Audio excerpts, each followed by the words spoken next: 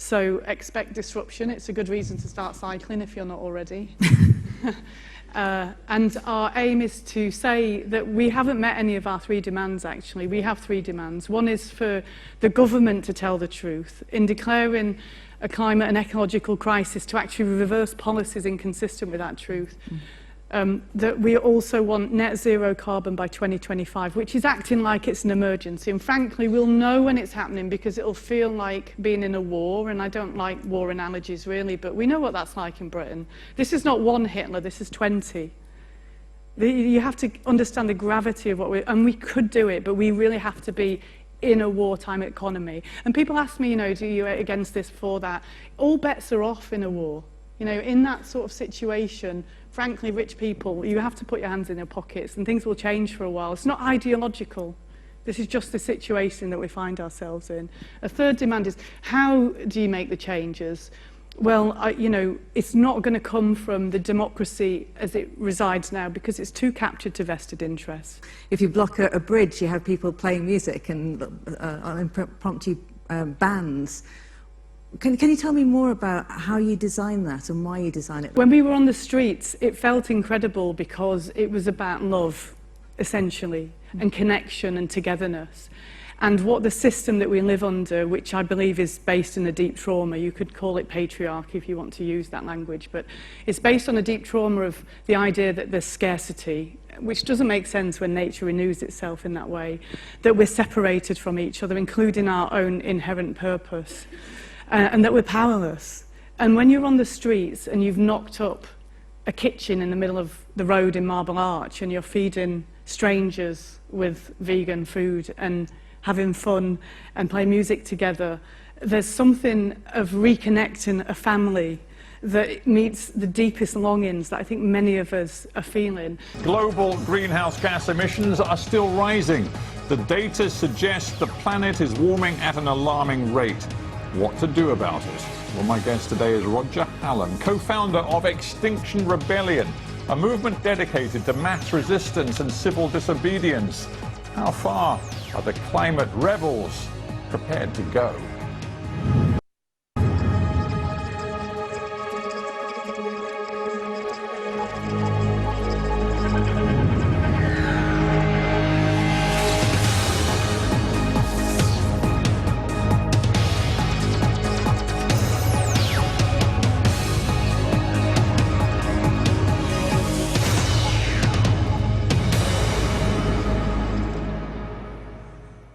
Roger Hallam, welcome to Hard Talk.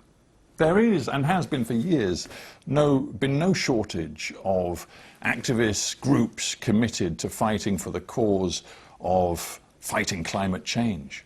Why the need now for Extinction Rebellion? Well, I think the reason's really straightforward, is millions of people around the world have realised that we've come to the point where something drastic has to happen. And nothing is happening, and that means we have to start breaking the law in order to make change happen. When you say nothing is happening, that seems to defy the truth that we see around us. Not only are there heaps of different activist organisations working to further the ideas behind mitigating climate change, but governments around the world, as I mentioned in the introduction, have signed up to the Paris Agreement. They are committed to doing what it takes. There's a massive lie going on, which is things are happening, but they're not.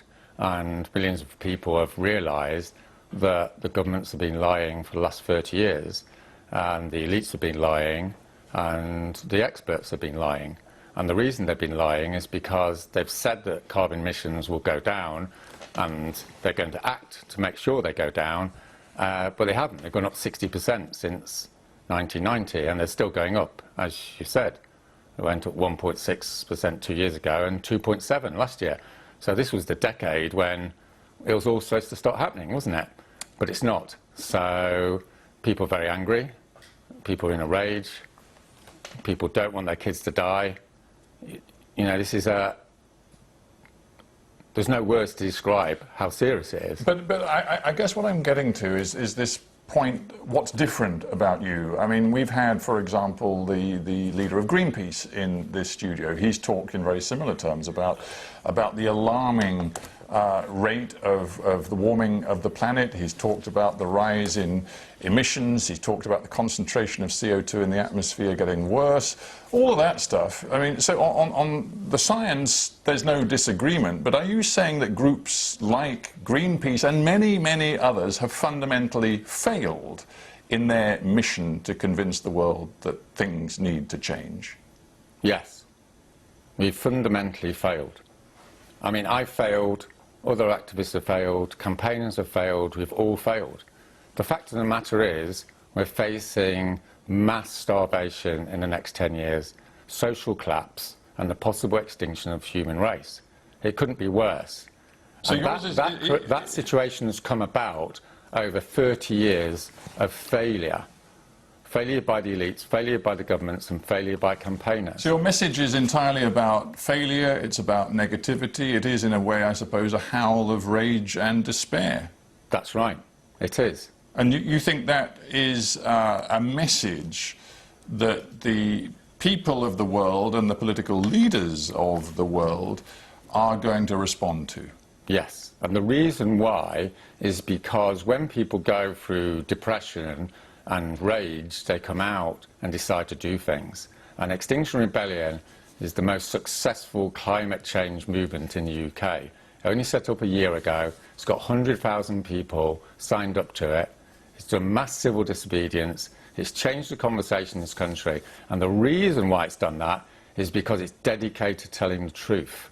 And the truth is that we're in this beyond terrible situation, and it's being brought about by the elites and the governments lying to people and misleading people over 30 years. But aren't you lying and misleading people too? Because you are suggesting it is possible, for example, in the United Kingdom, where the group was founded, that we could, in the UK, move to net zero carbon emissions by 2025. And that really isn't possible. Of course it's possible. Anything's possible. It's a matter of whether there's political will. OK, let me rephrase the question. It's not possible within the framework of our capitalist economy without causing unimaginable damage to people's lives. Well, the damage is imaginable, and it's proportionate, and it's necessary, because the alternative is social collapse. That's the fundamental realisation people have come to. There's not a third option here of carrying on business as usual. See, the problem is, and that, the reason I began by discussing where you sit within the sort of the climate change and environmental movement, is that you are an outlier among so many people who agree like you that there is now a climate emergency. For example, the Energy and Climate Intelligence Unit, which sympathises with much of the message that you deliver, does not sympathise at all with some of the objectives and targets you lay out, because they say that, for example, the net zero emissions by 2025 is technically, economically and politically impossible, has absolutely no chance of being fulfilled. Well, they're wrong. You know, we can do whatever we like in our society. It's a matter of whether we're prepared to undertake the costs of it. The fact of the matter is, and this is the major point that Extinction Rebellion is trying to say, is it's over, right, for this civilization. The reason it's over is because of the hard physics. We're not making a political point or an ideological point or, you know, trying to be awkward or all the rest of it. We're simply saying that the science is real. If the science is real, it means we're facing social collapse. The reason we're facing social collapse is because of mass starvation. And the reason we're going to have mass starvation is because of the collapse in the weather systems around the world. Yes, but I'm talking about the degree to which you say action, the most radical form of action, has to be completed within the next 6 years, which is what you are saying. You're suggesting, you're setting a target which would mean that people couldn't use combustion engine vehicles anymore, they couldn't fly anymore, they couldn't use gas to heat their homes anymore. And I put it to you that suggesting that is possible makes you a fantasist. It's like going to the doctor and the doctor says you've got cancer. And if you carry on as normal, you're definitely going to die, okay? Or you can try and change, but you might still die. those are the options for the human race now, if we're to believe the science. So, well, with respect, I don't think the science is saying that we're all going to die within 6 years. No, no, no, no. What we're saying, what the science is saying is, if there's not fundamental, major change in the structure of the global economy in the next 10 years, then we're heading for catastrophe. You know, and what that means is we're going to be heading for mass social collapse and mass starvation. Do you acknowledge that the message you are peddling, and it is full of past failure, deep negativity, the most urgent of alarms and emergencies for right now, do you accept that it can't be successful as a sort of movement without taking the public with you? The public is starting to get round to the idea that we're facing social collapse. Like before April, before there were 1,200 arrests in the streets of London, in the biggest civil disobedience protest in British history, the British public didn't have any opinion on the climate emergency. Afterwards, 67% of the British public agree there is one. You want to bring down the capitalist system as we know it. Is that fair? The capitalist system is going to be brought down by itself. The capitalist system is eating well, no, itself. but the point about your movement is that... No, let me make this point clear, right? The capitalist system, the global system that we're in, is in the process of destroying itself, and it will destroy itself in the next 10 years. Yeah. The reason for that is because it's destroying the climate. The climate is what's necessary to grow food. If you can't grow food, there'll be starvation and social collapse. Now, the problem is people in the elites and people in the BBC and people in the governmental sector cannot get their heads around what's actually happening. The fact of the matter is, if you go out and talk to ordinary people in the street, they're aware of this. And that's why hundreds of thousands of people around the world are starting to take action. Yes, because they've lost faith. Your perspective on the climate is that the emergency is here, it's now, and we have to respond. No, I don't think you have. You see, well, I want to ask you about the degree to which you see yourself as a revolutionary. Is that how you would characterise your ideology? There's a revolution coming anyway. It's irrelevant. Well, I know what you're trying to do. You're trying to say there's these radical people, everything's okay, and they're trying to change stuff, you know. And if they weren't there being, like, annoying, things could carry on. The fact of the matter is, if we don't change things, they're going to be 10 times worse. And those are the two options. That's why I'm telling you about the analogy of the doctor. When you go and see a doctor, you don't blame the doctor. You don't accuse the doctor of being revolutionary, right? Because the doctor is simply telling you what the science is. And the science is we're going to have social collapse or we're going to try and do something about it. Well, with respect, science is different from politics. You're taking science and then you're putting a political interpretation on what it means, how it's going to impact. There's no political interpretation here. Let me put you some words by a former head of the Metropolitan Police Counter-Terror Command who has studied your movement. He says, Extinction Rebellion is seeking the breakdown of democracy and the state. He regards you as akin to a dangerous terrorist organisation. Well, you're telling me that you're going to take the public with you when a former police chief is suggesting that you actually are anarchists who want to bring down the state and our democratic system. You think the public's ready for that? The public is now aware that the elites are taking them to their death, because that's what the science is saying. You stood in a recent election. The people that are betraying this country and this nation are the people in the elites, like the guy you've just mentioned, because they're refusing to accept the reality. And that's why there'll be mass social disturbances over the next year or two. You stood in the European parliamentary elections as an independent with this message in London. More than 2 million voters. You managed to garner 924. And you're telling me the public is marching alongside you. The 67% of the public know there's a climate emergency. If you know there's a climate emergency, it means that we're facing a situation more serious than we've ever had to deal with in the whole British history.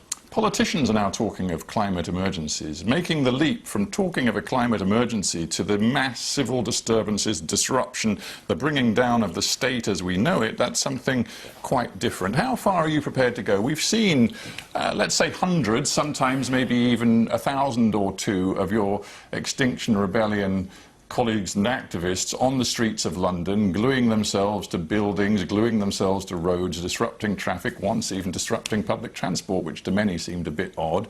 But how far are you prepared to take this mass civil disobedience? This October, thousands of people will come to the streets of London and they'll stay in the streets of London. How long? I don't know, because it'll be up to them. But you'll see mass disturbances. It'll be non-violent, it'll be respectful, and it'll be disruptive. And that's the methodology that we're using. That's the method we're using.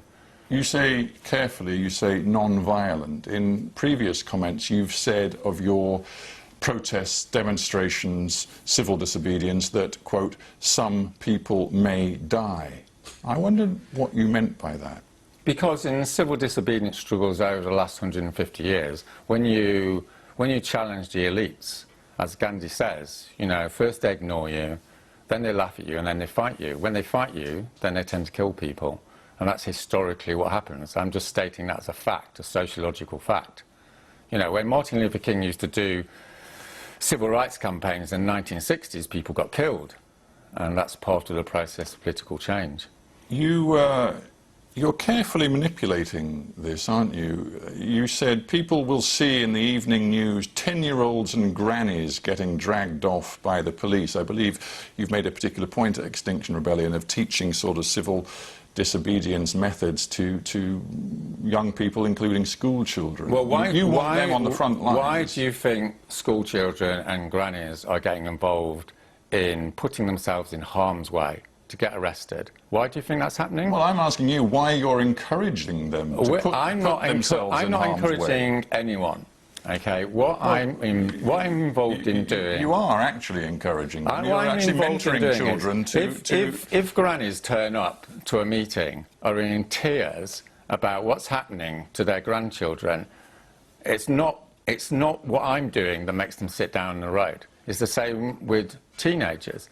Teenagers are shitting themselves about what's happening for the future. They've got another 50, 60, 70 years to live on this planet. By that time, there could be only 1 billion people left. I mean, that's 6 billion people that have died from starvation or been slaughtered in war. I mean, the scale of it is beyond the imagination, isn't it? And this is the biggest problem, is the elites and the BBC and the conventional media has simply not grasped the enormity of what's happening. Well, never mind the elites. It seems that many people, even who were involved in the early days of Extinction Rebellion, like yourself, think you're going far too far. You haven't heard what I've said, and this is the fundamental problem. I'm listening very carefully to No, I don't think you are. You're listening, but you're not emotionally connecting, and this is the problem. You know, I've just spent a year doing interviews like this with journalists, and journalists are not emotionally connecting with what's happening. I'm talking about the slaughter, death and starvation of 6 billion people this century. That's what the science predicts. That's the trajectory we're on. And that requires absolutely desperate measures to stop it. And it's going to be painful. Believe me, I'm engaging in the sense that I'm a citizen just as you are. I am going to be just as much prey to everything that's happening with our planet as you are. You're not, I have children, and certainly, yeah. But I don't know what age you are, but you're not going to be on this planet for that much longer. Neither am I. If you're a teenager, you can see this happening over the next 50, 60 years. Why do you think, and I am engaging with you, but I'm not sure you're engaging with me, why do you think so many people, even inside Extinction Rebellion, think that you have gone too far? When you recently said you wanted to put drones up around Heathrow to ensure that Heathrow Airport was closed down, there were people inside your own organisation who said, hang on a minute, that is not what we are about. You have to consider strategy in a way that you're not doing. The fact of the matter is, with the aviation industry and the whole carbon economy, all this activity is bringing us to destruction. And there's people in Extinction Rebellion and in other networks who, as an act of conscience, are going to be taking action against it. Yeah, and that's the same as it happened in the I'll past, ask you right? again. Here, I'll give you a quote from somebody, I don't know if you know him personally, but Simon McKibbin, a lecturer at Cambridge University, joined Extinction Rebellion, has now left, specifically because he was horrified and upset by your plan to shut down Heathrow with drones. He said, threatening to fly drones into a busy airspace is a departure from the ethics of non-violence. It threatens people, puts people at risk. He said, I believe if this is permitted to go ahead, we'll lose the goodwill of the public. Why do you persist with this? Because we're facing mass starvation, and because people generally in society, and particularly people in the elites, are not capable and are not empathising with that reality. Will you put those drones up? Myself. Well, you and those of your movement who believe like you that it's justifiable. This is what's coming down the road, and if the elites don't respond to non-violent action, then you know what's going to come next. Is people other than Extinction Rebellion will use violence. That's what's coming down the road.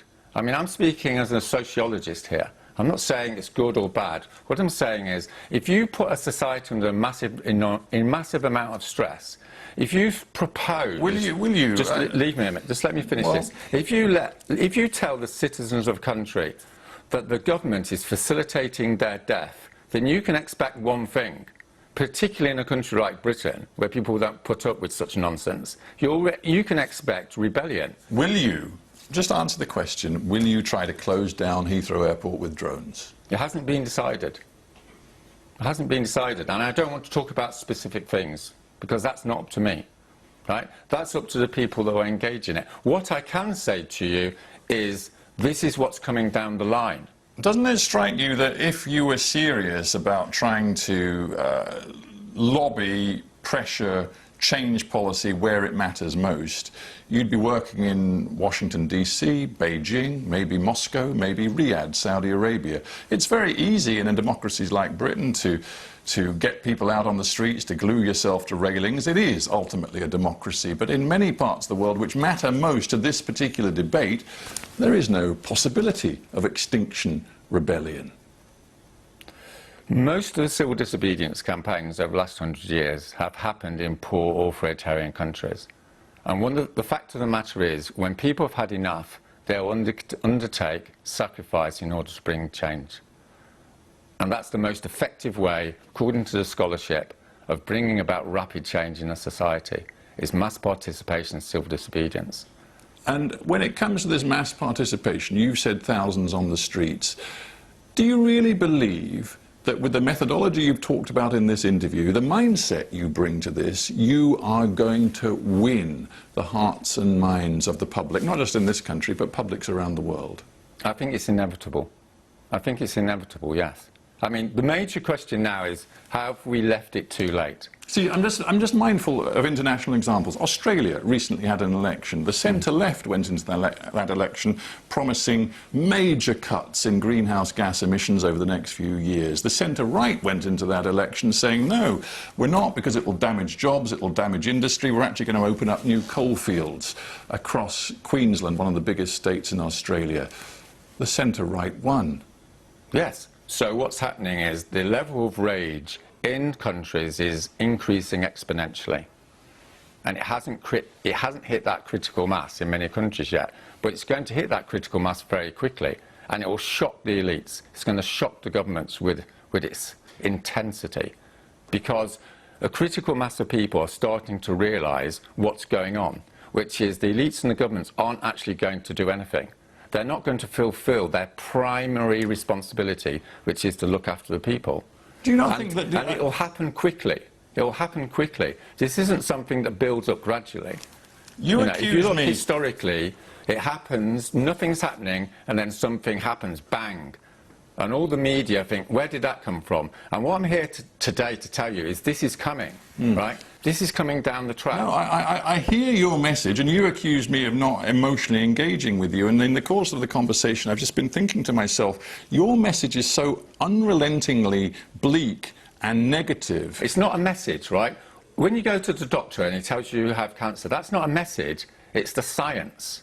It's the science. But we began by agreeing that there are various people across the environmental, green and climate change movements who all agree about the science but come to very different conclusions about the best means of delivering change. There are many scientists who actually will not just focus on the negative, the bleak and the dark, but will say, you know what, we human beings are making some progress. We are cutting emissions, for example, in the energy sector. Yeah, I've just told you that's total nonsense. It's total nonsense. You see no room for positivity and hope. Hope, that word hope. You see no room for hope When you go to whatsoever. the doctor's got a responsibility to tell you whether you've got cancer or not and whether it's terminal or not. Hope doesn't come into it. It's a matter of scientific analysis. Shows you like a X-ray of your lungs or whatever, right?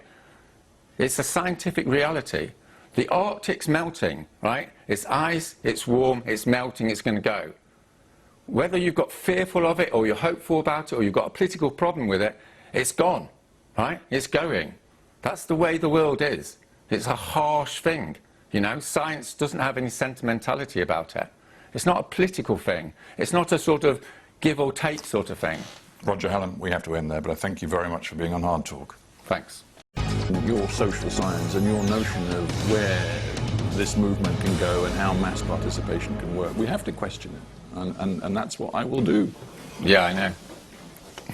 But, you know, we're all going to die, don't you realise? Well, we're not going to die, but our kids and our grandkids are going to inherit the planet. So where's your civic responsibility? Exactly. Where is the BBC's civic responsibility here?